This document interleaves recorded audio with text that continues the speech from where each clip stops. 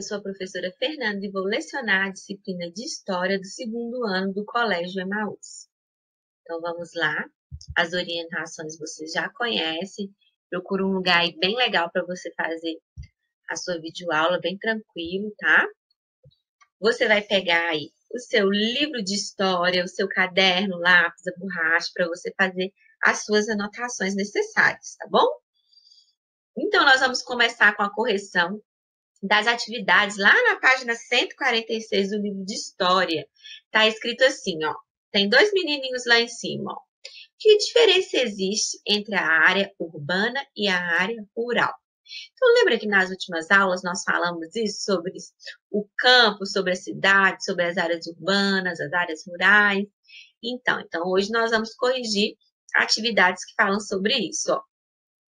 Recorte as cenas do encarte e cole de acordo com as informações a seguir. Então, você pegou o encarte lá atrás, no final do livro, recortou para colar aí direitinho, tá? Então, ficou assim, ó. Primeira dica aí. Nas cidades, geralmente existem ofertas de energia elétrica, água e esgoto tratados, transportes coletivos, serviços bancários e comércio muito variado. Nas cidades, as casas ou apartamentos ficam bem próximas uns dos outros. Então, aí, o desenho que se encaixou melhor foi esse daí, ó, da cidade, que tem uma loja, que tem um homem atravessando com uma mala na mão, tem carro, tá vendo? Tem até uma árvorezinha aí. Então, esse daí foi o desenho que se encaixou melhor. O de vocês colocaram esse desenho aí? Se você colocou, você acertou, ok? Na segunda, nas áreas rurais, por sua vez, as pessoas vivem em sítios, chácaras e fazendas. As casas não são construídas tão perto uma das outras. Aí tá vendo? Uma casa aqui e a outra casa lá longeão. Então aí tá mostrando que as casas, elas são distantes, elas não são igual na cidade que tem uma pertinho da outra.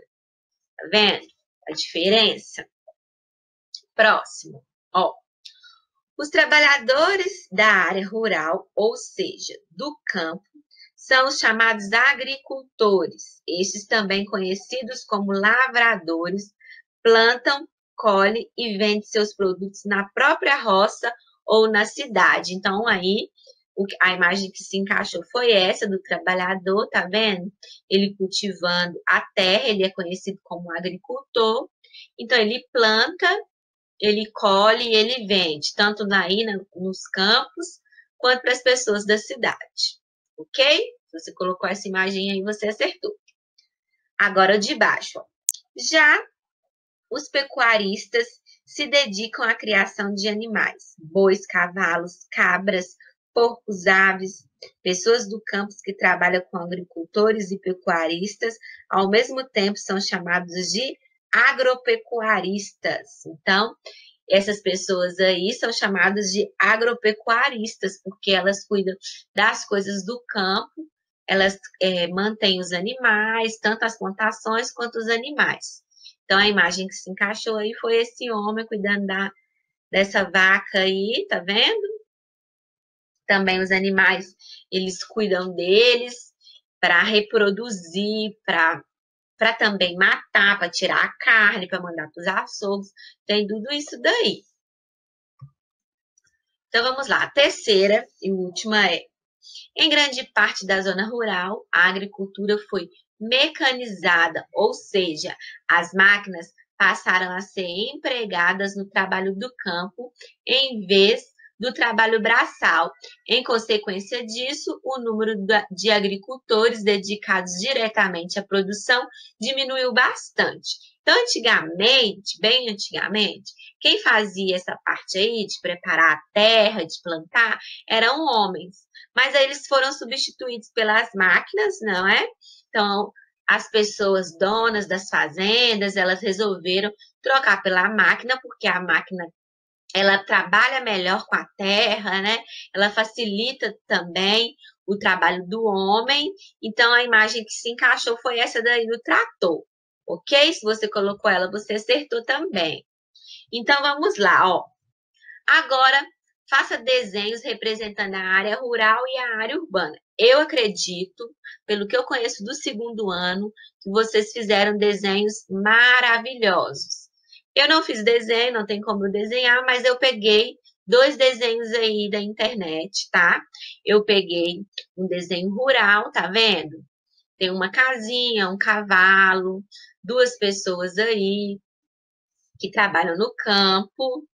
É bem tranquilo, é uma imagem que você olha assim, você fala, nossa, que lugar tranquilo. Tem um tratorzinho, um verdinho e uma área urbana, tá vendo? Já sem os prédios, os carros andando, né? As cidades que são mais movimentadas. Então, eu peguei esses desenhos da internet e coloquei para representar, tá? O seu ficou parecido? Eu acredito que você tenha feito desenhos lindos aí, tá? Não esquece de sempre quando desenhar, colorir. Eu falo que um desenho colorido deixa a professora muito feliz, porque a coisa mais linda de se ver é um desenho que o aluno colore. Então, faça com bastante capricho quando você for fazer esses desenhos assim, tá? Não esqueça de colorir, ok? Então, vamos lá. Lá no número 3, na página 148, tá falando assim. Pinte no caça-palavras as respostas para as perguntas abaixo. Primeiro, nome pelo qual a área rural também é conhecido. Então, você pintou aí a palavra campo, ok? Estão todas as palavras na horizontal, não tem nenhuma na vertical. Número 2. Zona onde vive a maior parte dos brasileiros. Então, a maior parte dos brasileiros vive na zona urbana, ok? 3. O nome pelo qual é chamado o criador de animais. A gente falou na atividade anterior, que é pecuarista, ok? Então, tá aí na primeira linha, você encontrou e coloriu aí. Número 4. Outro nome pelo qual os agricultores são conhecidos. Então, aí lá na penúltima linha tem a palavra lavradores. Eles também são conhecidos como lavradores. Então, grava todas essas informações aí importantes, tá? Para vocês aprenderem e responderem as questões avaliativas também, ok? Então, vamos lá, ó. Lá no número 4, na página 149, estava escrito assim: faça um X nas diversões mais comuns no campo e uma bolinha, né, naquelas mais comuns na cidade. Então, aí, na cidade, nós temos a primeira aí, que é um cinema, é uma bolinha. Nós temos também um elefante aí, que provavelmente é um zoológico, que tem na cidade, é uma diversão. E nós temos um parque de diversões aí também na cidade, tá? Lá embaixo nós temos a imagem de um shopping, tá vendo? Então, você fez uma bolinha aí também. Aí, nós temos um homem pescando. Então, ele lembra o quê? Ele lembra o campo. Então, é uma diversão do campo. Ao lado, nós temos 2 pessoas andando a cavalo, que é uma coisa muito boa, que eu amo fazer também. Andar a cavalo. É uma diversão de quê? Do campo, tá? Então, você vai marcar um X. E também tem aí, ó, cachoeiras, lagoas. Isso aí também é uma diversão do campo. Você vai marcar um X, ok? Então, vamos lá. Você mora no campo ou na cidade? Explique. Você mora no campo ou na cidade? Eu acho que você mora na cidade, não é verdade? Mas, porventura, eu não sei se nessa pandemia você resolveu se mudar para o campo. Ah, vou me mudar para o campo na pandemia, porque minha tia mora no campo. Então, eu vou ficar lá na casa dela, lá tem internet e tal. Aí você vai colocar aí. A sua resposta é pessoal. Não posso interferir nela, ok? Aí depois você vai desenhar como você gosta de se divertir. Se é no parque, se é no clube, se é no shopping. Vai fazer o desenho aí de como você gosta de se divertir, ok? Então, vamos prosseguir? Então, eu peguei um texto aí para completar a nossa matéria, peguei da internet também esse texto, tá?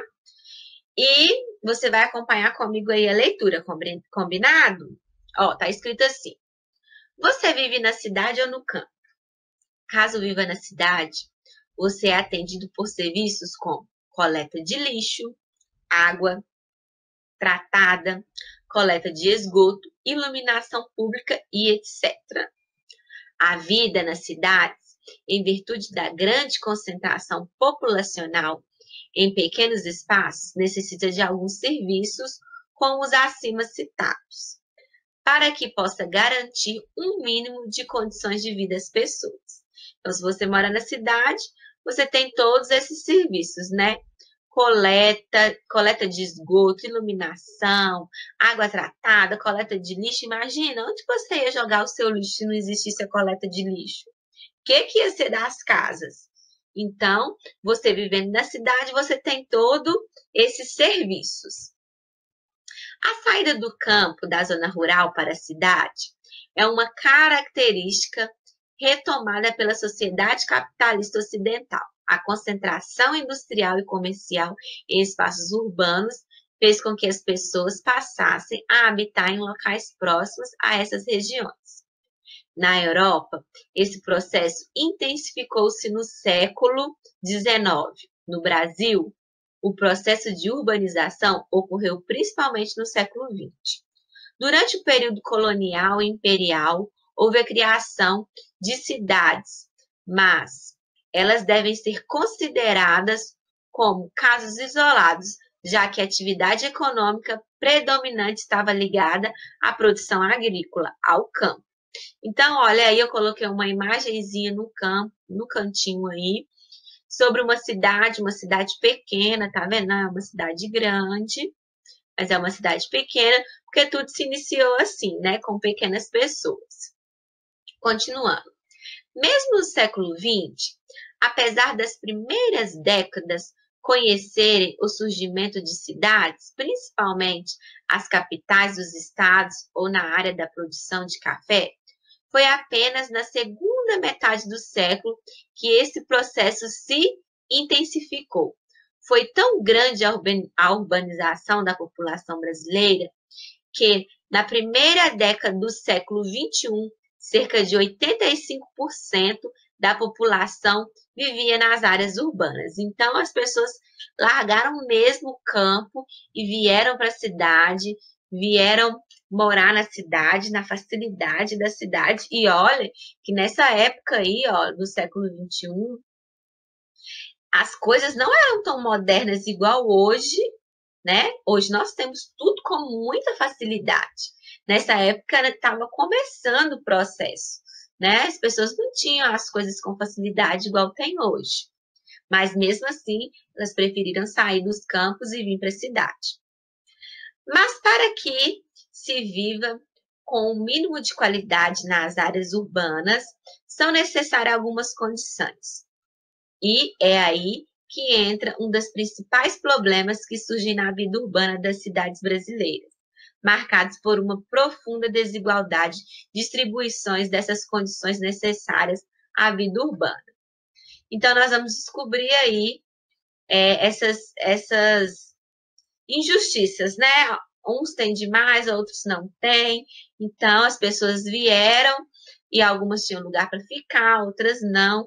Então, nós vamos, nos próximos slides, descobrir isso. Antes, vamos analisar essa fotinha aí, olha, tá vendo no cantinho?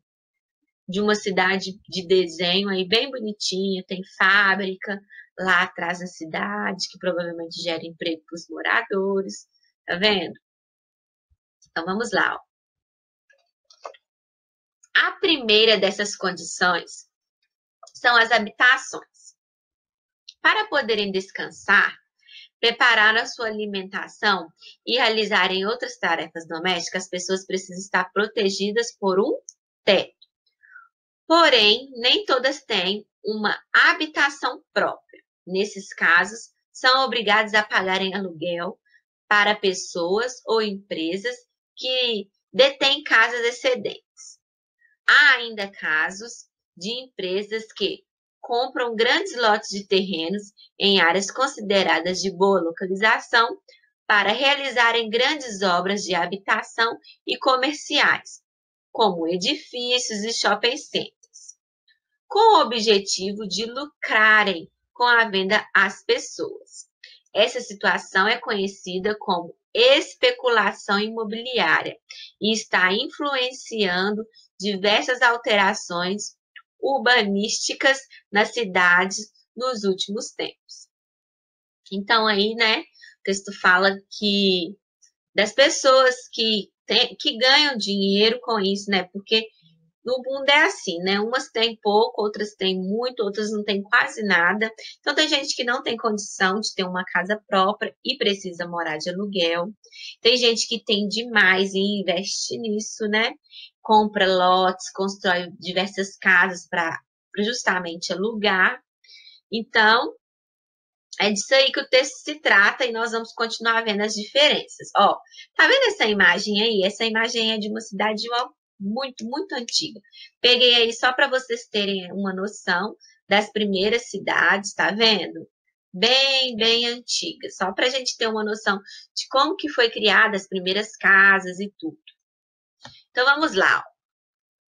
Por outro lado, a população mais pobre, que não tem condições de adquirir essas casas, ou mesmo pagar os aluguéis, é obrigada a se deslocar para as periferias das cidades, onde se conseguem construir suas habitações. Mas, na maioria das vezes, essas habitações são construídas em lugares inadequados, como em encostas de morros e às margens de rios e córregos. Essas construções estão sujeitas a uma insegurança constante em virtude dos riscos de alagamentos e deslizamentos. Então, muitas pessoas vieram do campo para a cidade, não tinha dinheiro para comprar uma casa, não tinha dinheiro para comprar um lote. O que foram fazendo? Foram construindo em cima de barranco, construindo em lugares perto de rios, e foram feitas essas construções, então viraram as periferias, conhecidas como favelas, né? E assim, as pessoas construíram e foram construindo de qualquer jeito. Então, quando a gente vê que dá crise de chuva, a gente sempre vê uma casa que desaba. Vocês já viram no jornal? Uma casa que desaba, uma casa que desmoronou devido à chuva. Por quê? Porque foi mal construída, porque foi construída, a pessoa não tinha muitas condições de pagar, então ela foi e construiu do jeito que ela conseguiu, e essas coisas acontecem, né? Parece injusto, que a gente fica assim, uns têm tantos, outros têm poucos, porque todo mundo não divide, fica tudo igual, né? Ia ser tão legal se todo mundo pensasse assim, mas não são todas as pessoas que pensam assim, e as pessoas, elas vão dando seu jeitinho, né? Tem o jeitinho brasileiro aí, então elas chegam, vão construindo, vão dando o jeitinho delas aí.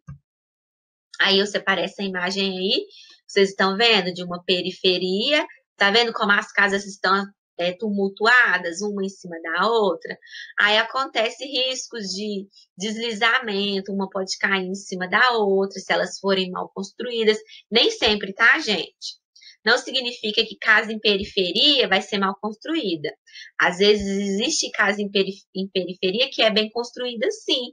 Que a pessoa tem uma condição melhor e ela consegue fazer uma casa boa, tá?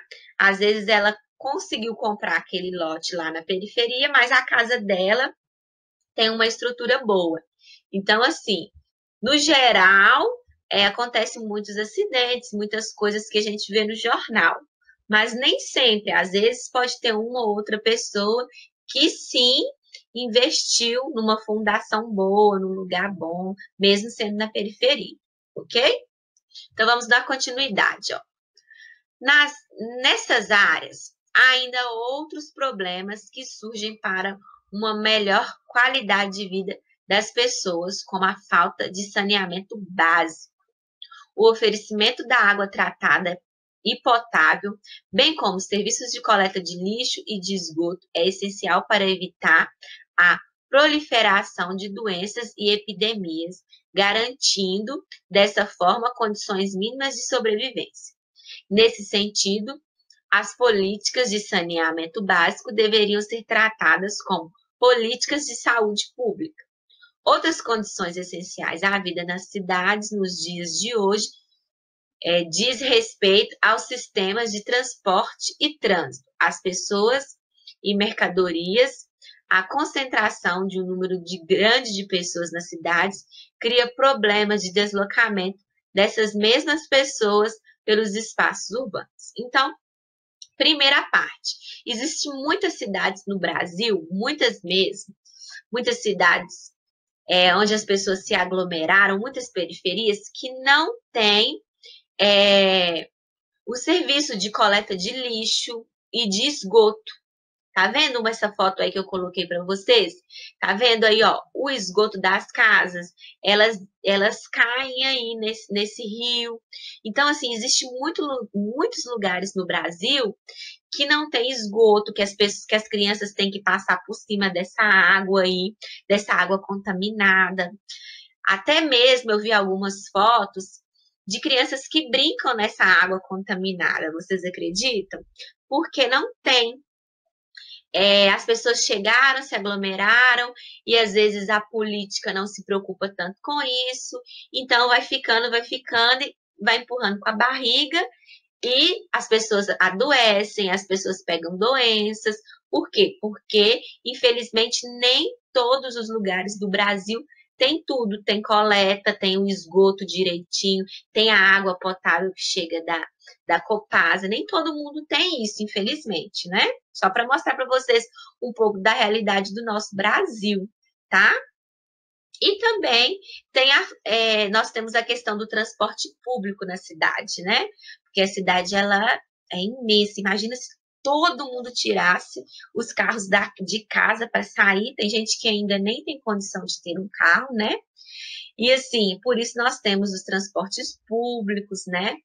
Para facilitar a vida das pessoas aqui na cidade. Continuando, ó. A utilização de transportes individuais, como os automóveis, gera problemas e congestionamento e um aumento nos gastos do tempo nas deslocações. Então, quando você, por exemplo, mora aqui na região do Barreiro e trabalha lá no centro de Belo Horizonte, você vai para lá, você vai pegar um trânsito, dependendo do horário que você for. Isso, assim, dificulta, né? Porque a gente perde tempo no trânsito, perde tempo que você poderia estar utilizando com outra coisa, mas se todo mundo for de carro, dá sim um engarrafamento, e normalmente no horário de pico dá esse engarrafamento e você fica lá no trânsito horas.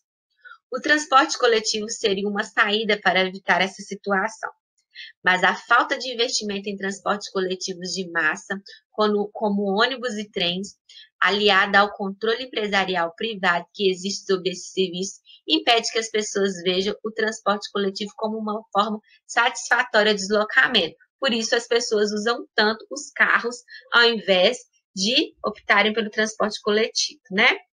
Uma que a gente também perde muito tempo no transporte coletivo, porque ele tem que fazer as paradas e tal, e isso faz que você fala assim, se eu for de carro, eu chego mais rápido. Tem isso também.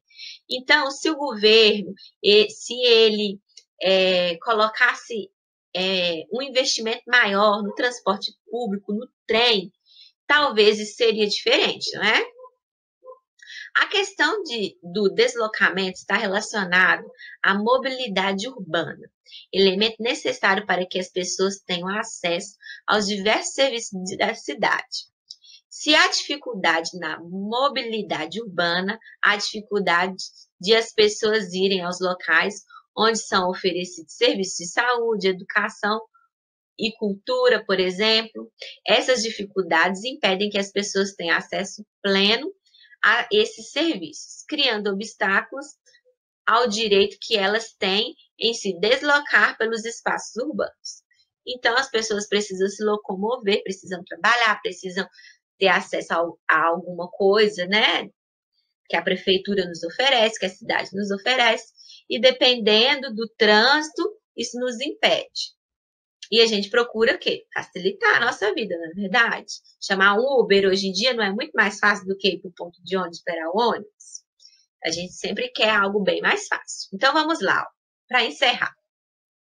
Para que haja uma vida de qualidade nas cidades, é necessário que as pessoas possam decidir sobre as formas em que as condições para uma vida minimamente digna nos espaços urbanos são oferecidos e executados. Então, tem aí uma foto de uma cidade bem próxima de nós, que eu coloquei aí, que é a cidade de Ibirité, tá vendo?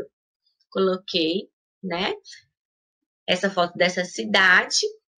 E aí, esse texto que nós lemos aí, ele foi retirado da internet, escrito por Thales Pinto, tá vendo? Tem o nome dele aí. Então, nós podemos aprender e compreender um pouco sobre as cidades, porque as pessoas vieram para a cidade, serviços que nos facilitam hoje morando na cidade, cidades que ainda não têm as coisas, né? Que ainda não tem esgoto, que ainda não tem coleta de lixo. Existem muitas aqui no Brasil. E, no geral, as pessoas vivem na cidade, gostam da cidade, porque a cidade facilita muito a nossa vida. Você imagina morando no campo? Você se imagina? Nossa, imagina se eu morasse no campo. Como seria? Ou você prefere a cidade? Ou você gosta mesmo de morar aqui na cidade? Então, vamos refletir sobre isso e também sobre tudo que nós temos, sabe? Porque às vezes nós somos muito mal agradecidos, nós reclamamos de tudo. Vocês já repararam isso? Ah, o ônibus está demorando. Aí começa a reclamar. Então, nós temos ônibus, tem tanta gente, tem tantas pessoas que moram no campo que não tem isso, que passam por dificuldades maiores. Então, nós temos que ser mais agradecidos pelo que nós temos, pela nossa saúde, pelo que o governo nos oferece, mesmo que tenha que melhorar, sempre tem que melhorar, não é verdade? Mas nós podemos ser agradecidos pelo que nós já temos, ok? Fica essa dica aí para vocês. Então, ó, vou deixar atividades no livro de história na página 150, 151 e 152, tá bom? Faça com bastante capricho, com bastante carinho aí. E até a nossa próxima videoaula. Lembre-se, juntos no caminho certo.